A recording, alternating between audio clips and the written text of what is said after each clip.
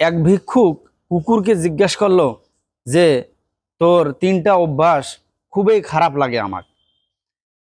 কুকুর বলল যে কি সে অভ্যাস?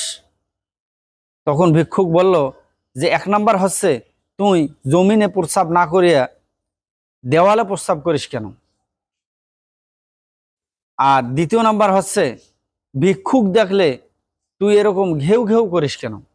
আর তিন নাম্বার হচ্ছে রাতের বেলা কেন ঘেউ ঘেউ করিস? তখন কুকুর জবাব দিল যে এক নম্বরে আমি জমিনের মধ্যে এজন্য প্রস্রাব করি না, কারণ এই জমিনের মধ্যে হয়তোবা কোনো এক সময় কোনো এক আল্লাহর বান্দা আল্লাহ তাআলাকে সেজদা করবে, তাই জমিনটা আমি চাই যে পাক পবিত্র থাক, সেটা যেন আমার প্রস্রাবের দ্বারা যেন না পাক না হয়। আর দ্বিতীয় নাম্বার, আমি ভিক্ষুক দেখলে এজন্য ঘেউ ঘেউ করি, তার কারণ হচ্ছে ভিক্ষুক মানুষের কাছে কেন চায়? আল্লাহ তাআলা ব্যতি রেখে মানুষের কাছে কেন চায়?